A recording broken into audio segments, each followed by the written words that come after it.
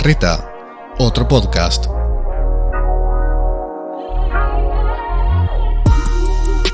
En la antigua Grecia, las artes se dividían entre mayores y menores. En los mayores, aquellos que se podían ver u oír, se encontraba la arquitectura. Siendo el arte una construcción subjetiva, agradecemos fuertemente a quien decidió que los arquitectos debían ser profesionales capacitados y no el equivalente a un hippie tocando la guitarra en la Plaza de Morón un domingo a las 2 de la mañana, ya que, muy probablemente, muchos de nosotros hubiésemos terminado bajo los escombros de alguna canción indie. Hoy, cual Boeing 767 en picada, nos inmolamos de lleno en algo que realmente no entendemos, que no sabemos muy bien si es un arte, una ciencia o quizás una religión, algo que seguramente sea mucho más que solo cemento y cal, pero que nuestros ojos vulgares no nos permiten observar en su totalidad.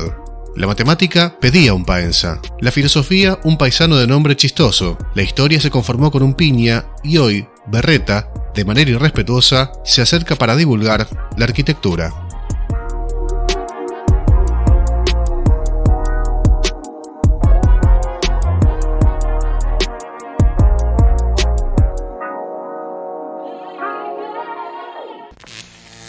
Berreta, un podcast que trata de ofender a la mayor cantidad de gente posible, con Pablo de Gastaldi y Cristian Libonati.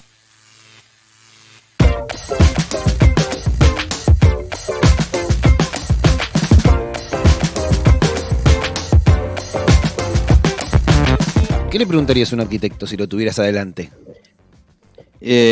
Adelante hoy no creo que lo tenga, pero yo le preguntaría qué lleva a alguien a estudiar arquitectura.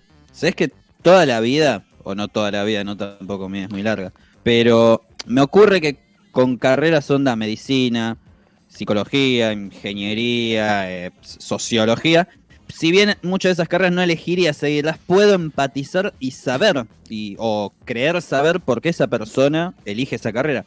Con la arquitectura no logro encontrar ahí el point, el feeling que lleva a alguien a estudiarla. A mí me gusta, la verdad. Lo hubiera estudiado. Trabajé con muchos arquitectos y arquitectas en mi trabajo. Muchos.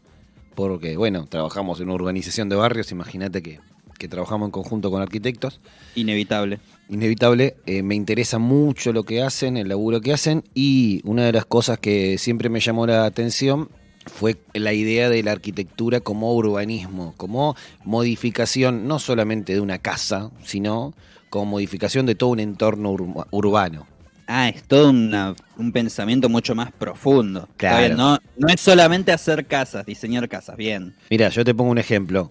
Por ejemplo, a mí me gustan mucho las obras de un arquitecto que se llamaba Francisco Salamone, un italiano sí, Salamone. Vivió en Argentina. Lo importante de Salamone, más allá de que los edificios son geniales, porque son unos edificios gigantes, art déco, en el medio de la pampa. El monumentalismo le llamaban a el brutalismo también. Bueno, todo esto en realidad, si vos te podés fijar, ¿por qué los hizo? ¿Porque era un loquito? Porque alguien le tuvo que haber dado la plata para hacerlo. Porque yo qué sé, el municipio de Adolfo Alsina no tenía capaz la plata para pagar una municipalidad art déco brutalista en el medio de la pampa.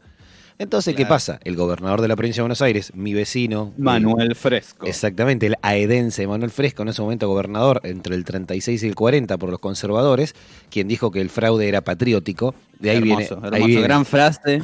Exactamente, Manuel Fresco le dijo, quiero llevar el Estado a todos lados. ¿Y qué hizo? Llevó a pueblitos chiquititos, unas construcciones gigantes, para que sepan, acá está el Estado. Y un detalle, esta torre del municipio es más alta que la de la iglesia. Tomá, sí, buenísimo. ¿Sabés que yo fui a recorrer las obras de Salamone? No. Un micro viaje. ¿En serio? ¿Nunca? Sí, con unos amigos. ¿Nunca? Uno de ellos, Edgardo Mesina, el que entrevistamos en el de anime. Sí, pero nunca hablamos de esto. No me contaste nunca que fuiste. Sí. Fui a recorrer. Fui a Azul, a Rauch y a... otro pueblito que está nomás. La municipalidad de Rauch es hermosísima por las fotos. Es de las mejores. La municipalidad de Rauch es espectacular, es como un fuerte. No, es perfecta. Como si fuese un fuerte medieval, pero como si esa gente ahí en el fuerte medieval te disparara con rayos láser. ¿Y es la que tiene la pileta delante? Sí. Sí. En la plaza pública. Bueno, muy bizarro. Esto, como un arquitecto, no solo cambia una esquina, sino que puede cambiar el aspecto de una ciudad, puede cambiar el aspecto de un barrio, puede modificar estructuras, pensar en otros arquitectos argentinos como Clorindo Testa haciendo la Biblioteca de Buenos Aires, la Biblioteca Nacional ahí en Palermo. No sé, pensar Bustillo, en ¿sí, no? Bustillo haciendo el Banco Nación ahí al lado, enfrente de la Rosada, o mismo haciendo lo que es el Hotel Provincial y el Casino de Mar del Plata. El Casino de Mar del Plata es una locura. Claro, que digamos que el hermano de Bustillo era el ministro de Obras Públicas, el que puso la guita para que haga las obras el hermano, pero bueno, no importa. Ah, ahí cierra todo, mirá el nepotismo, mirá el fraude patriótico. Ahí tenés el fraude patriótico. Bueno, dicen que Fresco y Salamone, ya que lo mencionamos antes, eran amigos. Sí. Y por eso también es que le dicen a Salamone, bueno, dale, vení, hacé tu arte, tu arte que no entendemos muy bien tampoco. Pero porque incluso sí, es como que la arquitectura de Salamone se asemeja en muchos aspectos a después lo que fue la arquitectura fascista en Alemania y demás. Pero no por una cuestión fascista, era como la visión hacia dónde iba, hacia una cosa mucho más futurista, mucho más gigante, ¿viste? Estos edificios grandes e imponentes que te hacen sentir pequeño. Futurismo que sale de la película Metrópolis, si alguien la quiere ver, una película alemana de 28. De ahí se inspira todo lo que es el brutalismo, lo que es el Art Deco, lo que es todo el movimiento de los 30, 40, principalmente 40 y 50. Salamone es bastante adelantado en la época en Argentina y en el mundo. Sí. Y tiene que ver con este brutalismo, es como demostrar las cosas a lo grande, y eso era el fascismo también, y eso era un partido conservador en Argentina en el 36, y eso fue el peronismo. Fíjate, las obras que hizo el peronismo fueron parecidas en muchos casos. Sí. Es la época y es el momento, es el Art Deco en Nueva York, con el, ¿cómo se llama? El edificio más alto que era en ese momento, el que se subió King Kong, no me sale. El Empire State. El Empire State, por ejemplo, etcétera. Me pasó en otro viaje, yo un poquito que no podía ir en auto, me fui a Berlín una vez. Ok. Y probablemente no vaya nunca más, es como esas cosas de la vida. Y me llamó la atención cuando estuve ahí, los edificios te hacían sentir muy chiquito. Upa. Muy chiquito, eran como muchas líneas verticales. Después cuando vi la obra de Salamone dije, che, esto es muy similar, es como que tiene una lógica ahí muy parecida. Y vos ves en todo lo que es ese lugar, y ves una cantidad de construcciones impresionante. Todo el tiempo un edificio de un lado, del otro, ¿viste? Y está como separado, te pone una línea de ladrillos que te dice, esto era Berlín Oriental y esto Occidental. Después me enteré, como en un tour ahí que se hace la gorra, que había pica obviamente entre los dos lugares, mucho se medía a través de las edificaciones que hacía cada uno de los países en ese entonces, ¿no? De lo que vendría a ser el Berlín Oriental y Occidental. Entonces, si en un lado hacían un teatro, en el otro hacían un teatro mucho más grande. Y si el otro hacían un edificio de vivienda, en el otro hacían un edificio de vivienda más grande y más flashero, y así todo el tiempo. Pero todo tenía un hilo, que lo notás ahí. Un hilo rojo. Un hilo rojo, claro. Hilo rojo y negro, ojalá. Sí. Que es un poco esta cuestión del control, ¿no? Están todos los edificios como encimándose en vos, como la tecnología, como el progreso imponiéndose en el ser humano, como diciendo, bueno, acá está, como lo mismo que decías de Fresco, acá está el Estado, pero acá también está la tecnología, acá está el futuro, y es inevitable, y si vos querés ir con él, buenísimo, y si no querés ir, te cabió, amigo. Sos boleta, sos historia, a terminar enterrado por la historia y por el hormigón de algunos de estos edificios monstruosamente grandes y a su vez hermosos, ¿no? Fuerte todo lo que dijiste. Eso te pasó en un viaje. Sí, eso me pasó en un viaje. Para mí te estabas drogando mucho en ese viaje. No podía, era muy familiar. Ah, era joven además. Sí, tampoco tanto más que ahora, pero yo no puedo irme de viaje tranquilo tampoco, ese es un problema, no puedo irme de viaje y ver algo y no pensar. Ah, me pasa lo mismo, sí, no puedo ir a un lugar y decir, no, esto voy a tirarme al río, no, tengo que viajar. Imposible, empezás a pensar en ese río, ¿de dónde viene, hacia dónde va? ¿Cuándo empezó? Rosas por acá. Pasó Rosas por acá, pasó Belgrano por acá. Pasó Belgrano, acá ¿cuántas banderas se fundaron? San Martín, ¿a cuántos Pero ¿a cuántos pueblitos liberó de estos? Claro, ¿y a quién habrá votado este municipio de mierda ese también? También Eso sí es a Córdoba más que nada. Sí, me pasó lo mismo, exactamente, tenés toda la razón. Pero bueno, volviendo, también pensar que la arquitectura no es solamente estos grandes edificios que vemos hoy en día, ¿no? Sino que también la No. arquitectura tiene millones de años, desde el primero que dijo, che, si hago acá un techo. Claro. Y la arquitectura también es, hablando de hago un techo, es en una villa, voy creciendo para arriba, para que el pibe de arriba pueda tener una casita para él y la novia y los pibes. Y eso es una arquitectura también diferente, porque empezás a ver construcciones que no se ven en otros lugares de la ciudad, por ejemplo, en una villa, que no es lo mismo el edificio Cabanac en Retiro que la 31 que está a 2 cuadras, por ejemplo. Tal cual. Aparte es muy loco en la 31, por ejemplo, la cantidad de edificaciones que vos decís, ¿cómo se sostiene esto? ¿Cómo hicieron que esto sea físicamente posible? Tipo, un tercer piso saliendo hacia el costado y decís, che, pero... Pueden. ¡Wow! Yo ¡Qué vi- locura! Que el ingenio supera, y la desesperación también un poco, me imagino que va de la mano. Absolutamente. Supera cualquier expectativa, cualquier lógica. Sí, igual el no crecimiento puede de una villa hacia arriba refiere también a un crecimiento económico. Porque esto Claro, quiere me decir imagino. que pudiste salir del techo de chapa, hacer arriba un techo, pudiste hacer y después de ahí crecer. Entonces, si vos podés hacer el techo con el revoque y crecer, es que hubo un crecimiento económico. Entonces, también en ese caso, la arquitectura te muestra un crecimiento de un barrio, por ejemplo, porque si pudiste hacer, pero ¿cómo se llama? No me sale el techo, ¿cómo se llama? Losta. Si pudiste hacer la losa, exactamente, no me salió la palabra, es que creciste económicamente también. Entonces empezás ahí ir viendo, y si tenés que conseguir una escalera caracol de 3 pisos, como he visto yo en algunos barrios, para ponerla en la calle además, para que subir, es como que decir, wow, esto Wow. creció. Entonces también refiere un poco la arquitectura, tiene que ver con los fenómenos económicos, con los fenómenos sociales, entonces también trata de entenderlo desde ese lado. Así que bueno, Claro. es eso. por lo Incluso menos. yo supongo que antes se la remedían en ese aspecto. Si no, lugares como el Vaticano no tendría todo el piripipí, esa es la mejor definición, el piripipí, que tiene. Digo, todas las molduras, por ejemplo, todos esos adornos que hay. Vos vas al Palacio de Urquiza, por ejemplo, El Palacio San José en Entre Ríos. Ahí está, ese. Y también ves que hay toda una cosa, no es solamente un edificio para vivir, sino que intentan que sea justamente una obra de arte, que eso les va a medir con respecto a otras personas su nivel económico, su estatus. Creo que ese Palacio San José fue el primero que tuvo agua corriente, o sea que ya tuvo una cañería, todo en la Argentina, que fue el primero que dijo, bueno, acá hago un caño y luego pasar por todas estas cañerías y va a llegar a cada canilla de la casa. Ay, seguramente no se le ocurrió ni a los romanos.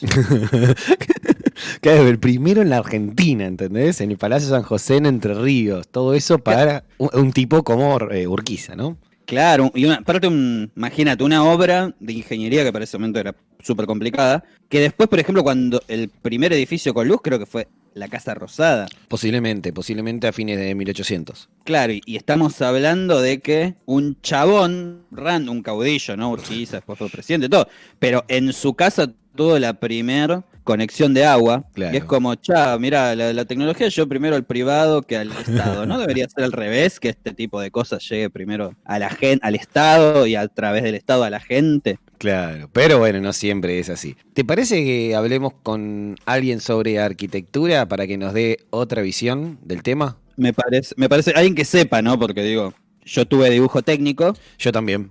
pero no sé un pomo de arquitectura. Y vi varios documentales sobre arquitectura. ¿Sirve? Yo supongo que sí, pero no para ejercer, digo. Ok, bueno. Vas a algún lugar a decir, che, yo vi documental de arquitectura y dice, bueno, ¿y el título? No, ¿qué título? Ya está, con esto Amigo, alcanza. amigo, esto es arte, Yo no sé hacer ni una plomada, por eso vamos a hablar con un arquitecto para saber de eso. por favor. Alejandro Some es estudiante y divulgador de la arquitectura. Más allá de la cuestión de esta idea que teníamos sobre hablar de arquitectura, estábamos como con ganas de pensar lo que es una mirada política de la arquitectura, una mirada quizás de cómo se compone, hablamos un rato de urbanismo o de ciertos movimientos políticos que tuvieron que ver con la arquitectura. Entonces, estamos acá en la entrevista con Alejandro para que justamente empecemos a ver si la arquitectura tiene un punto político. ¿Vos crees eso? Yo no sé si o sea, hay una frase que dice la arquitectura es política, no de un arquitecto, que tiene varias interpretaciones, ¿no? Porque vos podés usar la arquitectura como un medio político en sí mismo y podés usar la arquitectura como un vehículo político, ¿no? O sea, pensemos que, por ejemplo, hay movimientos que se usaron tanto por el fascismo para replicar una idea y después se usaron por el nazismo para no replicarla. Entonces, por ejemplo, el modernismo, ¿no? El movimiento moderno, que es como el ejemplo de este siglo en donde podemos poner un ejemplo de la arquitectura y la política. Por ejemplo, si nosotros vemos eso, es los nazis usándola diciendo que es un movimiento con ideas marxistas, y por otro lado tenés a los italianos que la tomaron, al fascismo italiano, que la tomaron al movimiento moderno como para hacer un punto de partida en la nueva ciudad que se venía de la mano de ellos. Entonces ahí la arquitectura es política, o sea, hace política, pero dependiendo de quién la toma y para qué la toman, tienen fines diferentes. Entonces lo que tiene la arquitectura es que es como un vehículo para la política. Es como un medio para hacer política. No es que yo puedo hacer o hablar de, por ejemplo, arquitectura de izquierda o arquitectura de derecha. Se puede hacer política de izquierda o de derecha con la arquitectura, pero no es que la arquitectura es de izquierda o es de derecha. También un poco depende de la valoración que se le da a esas cosas por el momento histórico, ¿no? Claro, no es que hay un tipo de edificio de izquierda, sino que en función de la coyuntura de cuando se hizo cierto tipo de diseño, no sé cómo se llama. Claro, sí, o sea, vos podés hablar de arquitectura represiva, o sea que la arquitectura, por ejemplo, si vos ves la película Brasil, ¿no? O Dark City, hay una narrativa atrás de la arquitectura, ¿no? O sea, te oprime, es oscura, hay cierto aire de malestar, ¿no? En esa arquitectura en general, y eso se puede generar a partir de los espacios. Por eso, cuando a mí me interesa más hablar de la arquitectura como algo que afecta al espíritu, que termina siendo política, ¿no? En última instancia. Pero es como que el core de eso es el espíritu, ¿no? De la persona, o cómo se afecta. Por ejemplo, hay un museo que se hizo en Alemania, que es el Museo de Libeskind, por la memoria del Holocausto, que se hace en un lugar de Alemania en donde, bueno, todos los judíos habían sido, por supuesto, perseguidos en la época de los nazis, y el lugar en donde estaba era justamente un museo de historia judía, ¿no? Que eso obviamente, bueno, desaparece y después se recupera y hacen un museo del Holocausto al lado, en donde el recorrido es como muy tortuoso. Muy tortuoso. Claro. Hay gente que no puede, por ejemplo, terminar el recorrido del museo del Holocausto porque es muy... No porque sea algo gráfico o pornográfico en el sentido de lo que muestra, sino que la sensación es bastante fuerte, ¿no? Por ejemplo, hay un momento en el que entras a un lugar vacío gigantesco caminando y hay como caras hechas en discos de acero con caras cortadas, y vos vas caminando y vas escuchando como sonido metálico que hace eco constantemente, que eso tenía como una explicación sobre los grilletes que usaban los presos y arrastrando, entonces vos caminás sintiendo que sos ellos. Bueno, entonces ahí es donde la arquitectura juega un rol en lo espiritual. Ya me alteré sin ver ese lugar, con lo que estás describiendo. Es durísimo, es durísimo. Y bueno, todo el recorrido es un poco, o sea, te oprime, ¿viste? En algún sentido, y te afecta espiritualmente. Entonces, esa afección espiritual termina siendo política también, ¿no? Porque hay un mensaje atrás y hay una carga política. Por eso es como, yo creo que primero viene lo espiritual y después viene lo político, pero porque ahí depende de qué carga le des también, ¿no? Claro. Pero sí existe ese tipo de intervenciones en el espacio, ¿no? Estábamos hablando hace un ratito de historia argentina y la arquitectura del siglo XX, bueno, de Fresco con Bustillo y Salamone haciendo obras, quizás del peronismo también haciendo obras, y te quería preguntar, de todos estos movimientos políticos utilizaron la arquitectura para generar algún tipo de mensaje político. ¿A cuál destacás vos de la historia argentina? ¿cuál crees que es el que usó mejor, no digo mejor porque estemos de acuerdo, sino el que más supo usar la arquitectura como medio de mensaje político?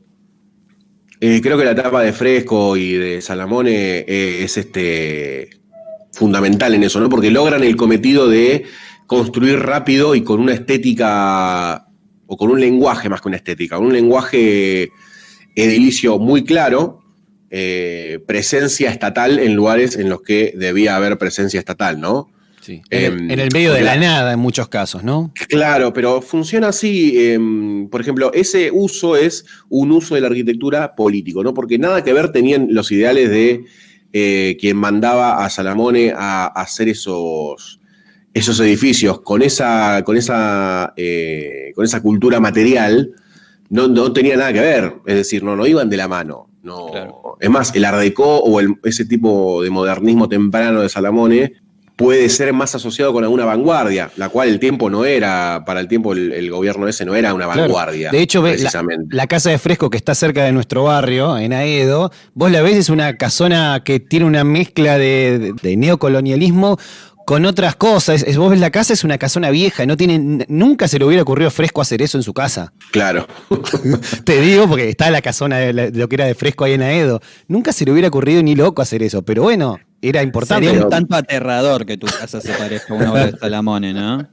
Y lo que pasa es que estaba más aplicado al monumentalismo. Se puede hacer casitas lindas con ese pseudo Art Deco. Lo que pasa es que la idea que había que transmitir, fíjense que siempre los que te hablan de Salamone, que no son de la materia, o sea, que son como ajenos, dicen, che, mirá, como que me transmite un sentido de autoridad del edificio, ¿no? Como que acá pasa algo que tiene de alguna instancia gubernamental, de control, de poder, algo hay en eso, y además se instala. Es decir, si vos por todo Buenos Aires haces, no sé, creo que había hecho como más de 70 obras Salamone, una cosa... Sí, en 4 años al mismo tiempo. Claro, estúpida, una cantidad de obra hermosa, ¿no? Obviamente para agarrar y cobrar por metro cuadrado, pero rápidamente replicaron una narrativa en todos los lugares que era igual. Entonces vos, todos los lugares a donde visitabas de Buenos Aires había un edificio de eso, sabías que estaba el Estado. Entonces había que todos los regímenes o los gobiernos que trataron de usar a la arquitectura como una suerte de mojón, ¿no?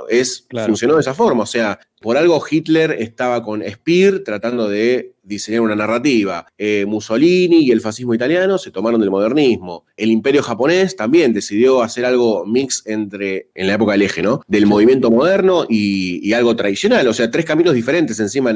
Dentro del mismo movimiento moderno, 3 caminos diferentes. 3 búsquedas diferentes para lograr lo mismo. Y también existen los que no son los regímenes y hacen esto, O sea, cuando el imperialismo colonizaba y tenía que ir a un lugar, hacía un asentamiento con sus costumbres estructurales, tectónicas y materiales y de lenguaje. No iban a construir como los Pieles Rojas en América del Norte cuando iban a arrasarlos.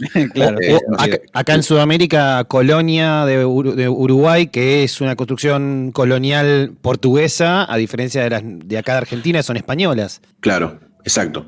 Sí, bueno, más al norte en Sudamérica también tenés holandeses y franceses. Claro. Que ni siquiera el entramado de la ciudad es igual, ni siquiera los cascos fundacionales son iguales. Es decir, ya desde ahí se empieza como pero tampoco es que usan, o sea, hay 2 cuestiones, ¿no? Puede ser algo orgánico, es decir, cómo van a colonizar gente que viene con una lógica de ocupación territorial de la misma, no se van a preocupar, menos en ese momento, de entender el terreno, entender a la gente que vive ahí, entre comillas, ¿no? Porque los hicieron cajeta, pero no les interesa.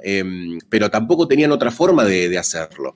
Hoy hay como cuestiones un poco más subliminales, ¿no? Por ejemplo, el movimiento, el estilo internacional, ¿no? Los esqueletos de hormigón forrados en vidrio, que terminan siendo la imagen de todas las megalópolis del mundo, prácticamente. ¿no? Como Dubái, sí. Claro, Dubái, Hong Kong, mismo China, Rusia, Londres, Estados Unidos, por excelencia, nosotros, cualquier ciudad grande, hoy para pertenecer al mundo globalizado tiene que tener un centro bursátil con esqueletos de hormigón forrados en vidrio, para pertenecer a esa identidad globalista, ¿no? Entonces, pero eso ni siquiera se impuso. Es como, bueno, tiene que existir, ¿no? Obviamente hay una cuestión de el aprovechamiento del material, los cambios de modelos de trabajo, todo eso, pero se empuja esa retórica también y se termina por instalar. Entonces, hoy todas las ciudades principales o los downtown principales de las grandes ciudades son todos muy parecidos. más allá de pequeñas particularidades, ¿no? Hablo de la general. Vas a encontrar siempre un par de edificios gigantescos,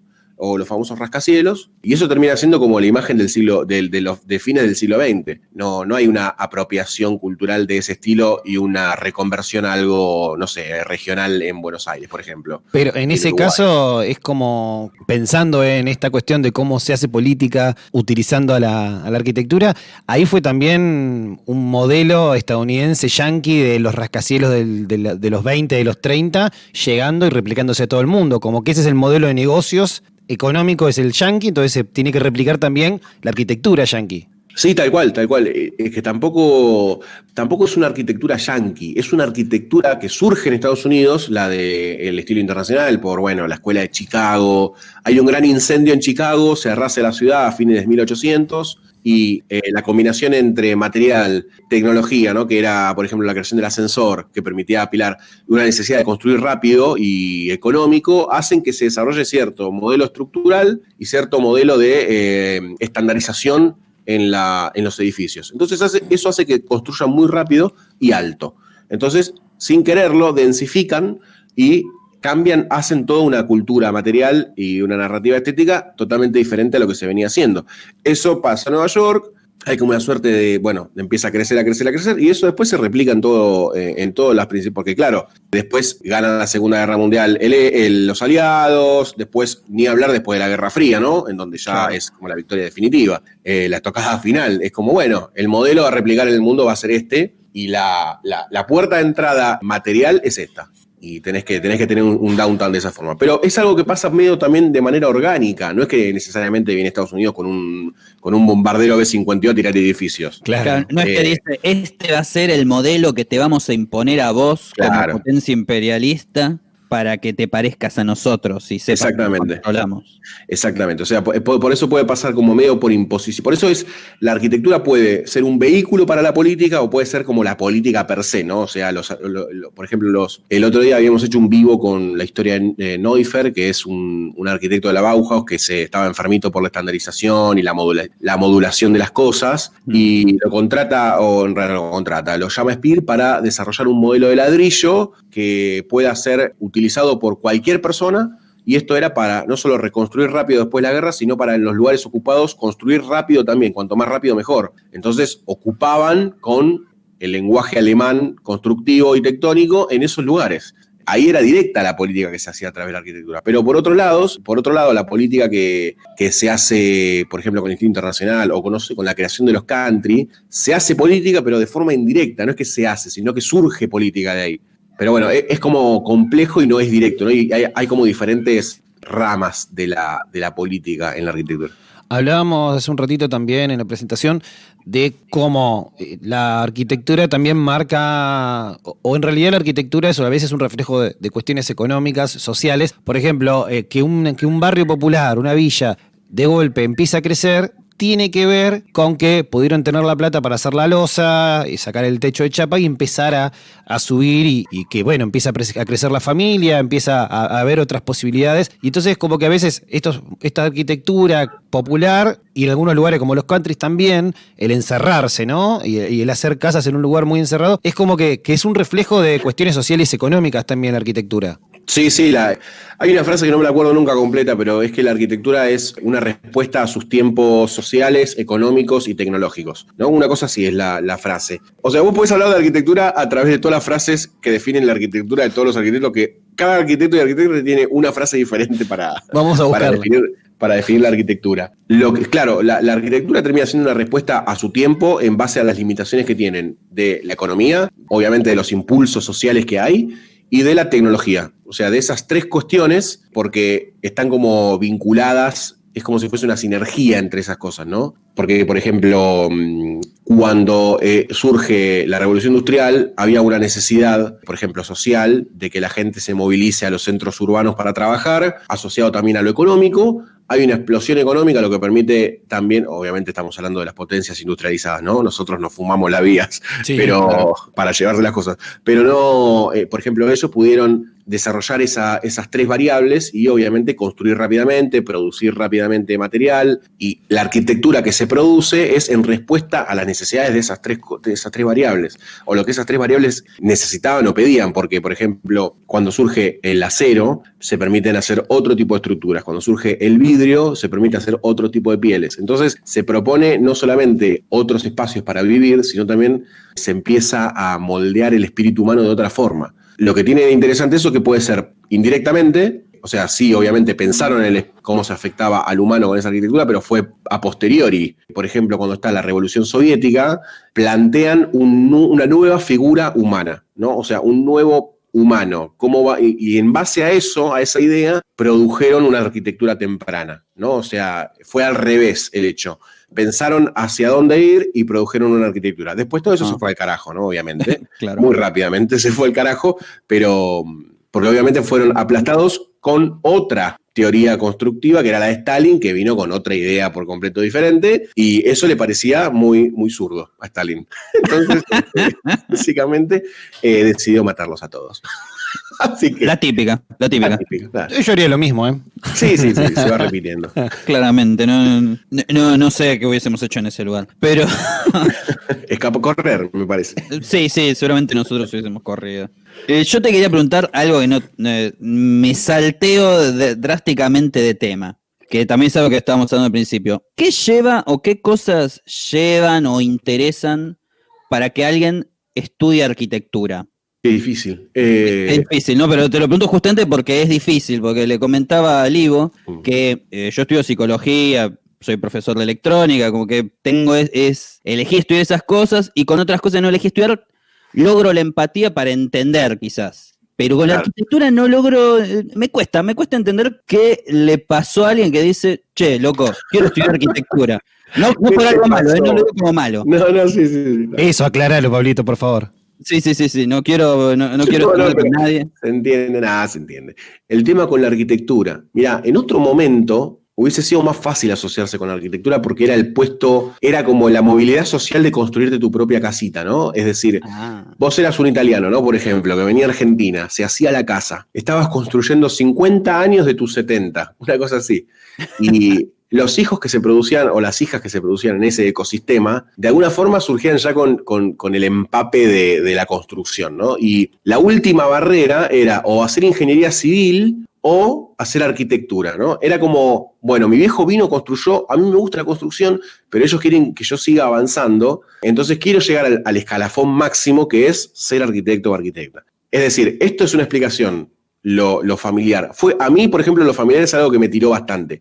No es solamente lo familiar de mi viejo es arquitecto, yo quiero ser arquitecto, sino se dan ciertas charlas, hay cierta forma de ver, no sé si la vida, pero los lugares o las herramientas, hay cierta aproximación a todos esos mundos que la arquitectura los reúne, ¿no? Es decir, yo no sé si ustedes me siguen en Twitter, pero vieron que a veces comparto como contenido de carpintería. Sí. Sí, también te iba a preguntar sobre el Twitter después. Bueno, pero va como con... La escalera sin barandas. Claro, que se bardearon, sí, que no entienden que la está haciendo a poco. Claro, pero todo eso, hay como una cosmología de cositas que me parece que la arquitectura las reúne. Por ejemplo, si vos estudias ingeniería civil, te vas a perder un montón de cosas que esta cosmología de arquitectura las toca. Yo creo que la arquitectura, por alguna de todas esas variables que están cerca, te terminás acercando. Pero sí, lo que no tiene es que es una carrera en la que está bien difundida lo que hacemos, ¿no? O sea, no se entiende bien del todo lo que hacemos. Y esto yo lo veo porque cuando tenés charlas con clientes, por ejemplo, te reunís y automáticamente te dan un plano, como si vos fueras solamente un constructor, por un lado. O te dicen, no te dicen nada y no te dan la obra. Entonces, una escuadra y un lápiz te dan. Claro, entonces es como medio extraño todavía el rol de la arquitectura en la sociedad. No se puede entender, o yo creo que hay como nunca se terminó de explicar bien qué hacemos. por lo menos hoy en la modernidad, ¿no? O por lo menos nosotros en nuestro sistema diario de desarrollo, ¿no? En el día a día. No hay justamente, no se divulga bien lo que hacemos o tenemos que hacer nosotros en la sociedad. Porque hay veces que la gente te llama y dice, no, yo no sabía por qué llamar a un arquitecto, no, la verdad que no pensé que se dedicaban a esto y te querías una casa, o sea, es como, me estás cargando. Claro. Entonces, y eso es por no saber, y no porque tengan que saberlo, sino porque no se explica. Entonces hay una tarea todavía ahí que, por ejemplo, no hace la academia, no sale a explicar, ni hacen los colegios, ni hacen nadie, o sea, básicamente nadie está saliendo a explicar lo que hacemos para que la gente lo entienda y nos llame para poder comer. Yo te digo, hablando de Pablito, que es psicólogo, vos podrías difundirlo, porque hubo un actor y psicólogo que es Rafael Sprebergul, o como se diga, que ha hecho programas de difusión de arquitectura en Canal Encuentro, por ejemplo. Sí, el que hace como narración. Sí, Arquitectos Maestros del Espacio. Ese sí, Arquitectos Maestros del Espacio. La segunda temporada es Arquitectas Maestras del Espacio, sobre las arquitectas mujeres en la Argentina. Y es un psicólogo y actor que él cuenta, a hacer estos programas, a esta difusión de la arquitectura, cuando hizo una película, que no me acuerdo cómo se llamaba, que era El hombre al lado, creo, con Daniel Araoz, que es en la casa Curuchet de La Plata. Sí. Que se enamoró de la casa y empezó a buscar qué era esa casa, y ahí empezó su locura con la arquitectura. Claro. Lo que pasa es que la arquitectura tiene muchísimas ramas. Es muy fácil desde la arquitectura seducir al arte, seducir a los filósofos, seducir a los ingenieros. Es como, somos vedettes. Somos como vedettes, ¿no? Se siente Moria ya. Alejandro se siente Moria. Claro, exacto. Podemos, dependiendo quién sea el interlocutor del otro lado, podemos hablarle de ciertas cosas de la arquitectura como para decir, mira qué interesante. Esa es una herramienta muy positiva de la arquitectura. Por ejemplo, yo tengo un amigo que se llama Juan Ruoco, que es filósofo, que hablamos a veces de lo espacial, pero relacionado a las preguntas que responde fundamentales de la filosofía desde lo espacial, ¿no? Entonces empezamos como a encontrar vetas con absolutamente todas es el famoso generalismo de la arquitectura, ¿no? Somos grandes generalistas. Me gusta, como el periodismo que somos también, nos hacemos que sabemos de todo. Claro, tal cual. Bueno, y la otra pregunta era justamente, ya medio que se tocó, ¿no? Pero si vos con Twitter, que veo que tuiteás fervientemente, sí. Si buscas justamente una cuestión divulgatoria de la arquitectura. Mirá, arrancó el proyecto de comunicación alrededor de la arquitectura arrancó medio por accidente, pero las ganas siempre de hacer entender lo que es la arquitectura, porque yo tengo amigos a los que les rompo constantemente las pelotas con esto, y familiares y etcétera, todos me dicen, che, pero ¿por qué no vas a hablar a otro lado de todo esto? Y te vas de casa, Alejandro. Pero siempre hubo como unas ganas de comunicar qué era lo que hacíamos, porque la belleza de todo esto queda dentro de las facultades. La realidad es esa. Claro. Yo quería de alguna forma sacarlo eso un poco afuera y que la gente viera, o que la mayor cantidad de gente viera, que podemos no solamente hablar desde otro lugar de la arquitectura, porque a veces se piensa en un lugar medio snob, ¿no? Medio lejano, ¿no? Textos kilométricos que no se entienden. Hay veces que los textos de los arquitectos no se entienden porque no sabemos escribir. La realidad es esa. Detalles, debe haber en todas las carreras gente así. Sí, seguro. Pero son textos importantes que vos decís, che, esto tengo que estudiarlo sí o sí, y cuando te lo pones a leer es un tiro en la rodilla. Pero básicamente la idea con Twitter, que ahora se está expandiendo a otras plataformas, es esa, ¿no? O sea, divulgar la arquitectura, pero al mismo tiempo que tenga rigor teórico, no es que, bueno, vamos a boludear, y que al mismo tiempo sea accesible para la mayor cantidad de gente. Porque esto además también va a servir para, por ejemplo, otro día me mandó un mensaje privado a alguien y me dice, che, mira, me iba a lanzar a hacer una casa y por todo lo que comentás vos decidí contratar a un arquitecto o llamar a un arquitecto o arquitecta para que me asesorara con esto, porque evidentemente es importante. Entonces, con pequeñas actitudes diarias logramos hacer entender a una persona por lo menos que llame a un colega para hacer su casa, que es importante. Te puede salir mal, te puede salir bien, pero por lo menos se empieza a entender que en esta etapa previa, antes de construir, antes de poner un ladrillo, tenés que empezar a pensar todas estas cuestiones de dónde vas a vivir, cómo querés vivir, que alguien piense en tu vida general, ¿no? Porque si no después pasan los horrores que vemos. Después ya tenés un edificio y es como más difícil, me imagino. Es mucho más difícil, mucho más caro, vas a tener muchísimo dolor de cabeza, la vas a pasar mal, pero además también tenés que disfrutar. Yo por lo general tardo en la etapa previa 3 meses, ¿no? No es mucho tampoco en un periodo de obra, además le da tiempo a la gente a organizarse, pero hay un montón de cosas que la gente no sabe sobre desembolsos de guita, cosas totalmente prácticas a las cosas más filosóficas, ¿no? Más espirituales, por decirlo de una forma. Vos vas a tocar desde, ¿dónde querés que pongamos esta ventana? O mirá, te puse la ventana acá para que veas el patio y el fresno y lo que vos quieras.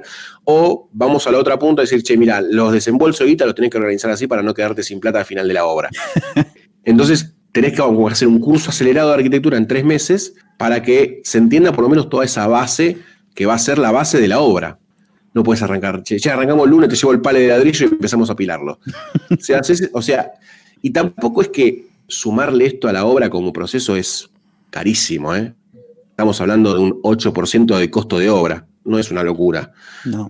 No es una locura para lo que se maneja. Y vas a tener asesoramiento profesional, vas a tener una etapa previa que vas a disfrutar, no te vas a volver tan loco. No quita que te puedas cruzar con un garca o con un inútil. Eso estamos todos de acuerdo. Pero eso en todas las profesiones, digamos, ¿no? Claro, exactamente. Exactamente.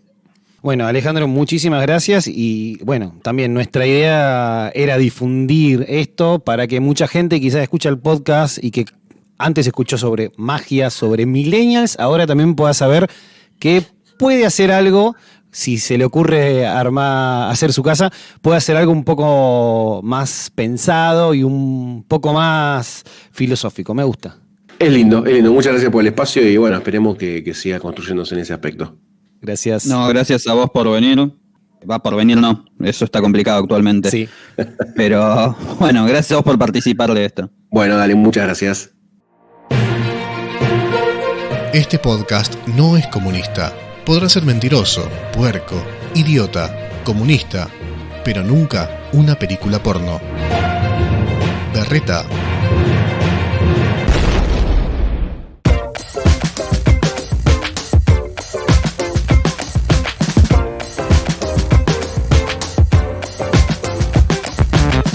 Bueno, a mí me dan ganas de ponerme a construir una casa. No, mentira.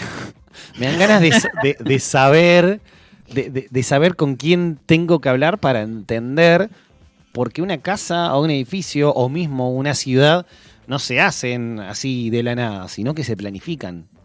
Tal cual, de que hay toda una cosa atrás, ¿no?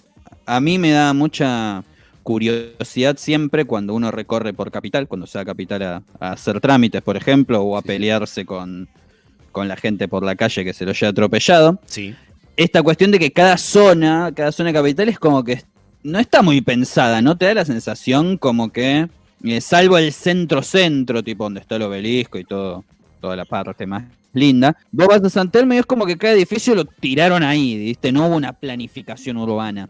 Bueno, vos tenés, en este caso del centro, las 2 diagonales que fueron planificadas, por ejemplo, porque no existían hasta el siglo XX. Tal cual. De hecho, cuando se hizo la feria de París, mirá los datos que te tiro. Esto ni siquiera lo saqué de algo argentino, esto lo encontré en un libro de José Martí, que lo narraba. Mira vos, entonces estamos hablando de fin de 1800. Claro. Cuando se hizo la feria de París, fue premiada el diseño de la ciudad de La Plata. Uy, y claramente, sí, es la única ciudad pensada totalmente antes de fundarse, me parece, en Argentina. Exactamente, se le otorgó las medallas de Ciudad del Futuro y de Mejor Realización Construida. Y si uno va a La Plata, yo Sí. que he ido pocas veces, pero cada vez que voy, por más que sea lejos con respecto a donde vivimos nosotros, Si tuviéramos- o uno vaya a hacer cuestiones administrativas, Sí. o a una marcha docente a reclamarle a Vidal algo en su momento, Sí. yo voy a La Plata y me quedo maravillado porque es como, wow, esto está pensado.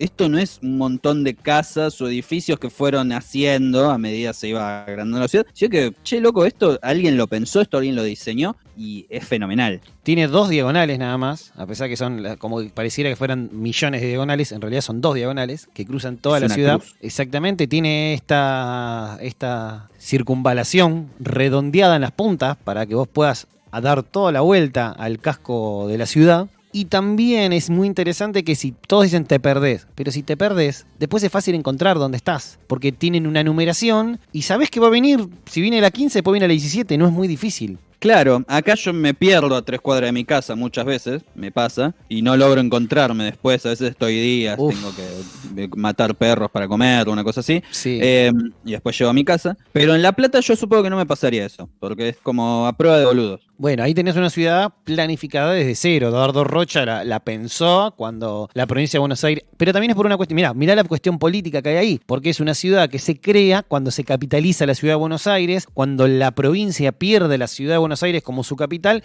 y tienen que crear una nueva. Entonces piensan, ¿dónde la hacemos? Cerca de un puerto, el de Ensenada, que ahí se crea Claro. justamente para eso, para que la provincia de Buenos Aires también tuviera la posibilidad, como la ciudad, de importar y exportar materias primas principalmente, y dijeron, bueno, hagamos una ciudad, y esa ciudad pensémosla bien. Así que tiene toda una cuestión de trasfondo político, también es la derrota de Buenos Aires en su idea de mantener la ciudad como su territorio, también Claro, sí, a, sí, sí. a Carlos Tejedor perdiendo una batalla casi para tratar de recuperar la ciudad de Buenos Aires, y cómo se crea esta ciudad por una cuestión meramente política, pero a diferencia de eso, Eduardo Rocha, que fue uno de los que la pensó, hagamos algo realmente interesante. Claro, hagamos algo vistoso, algo que diga, che, esto es una capital, esto tiene que tener una organización, esto va a cumplir una función mucho mayor que solamente vivienda. Y aún siendo vivienda, el que viene acá tiene que quedarse maravillado con donde vive. A mí me gusta mucho esto me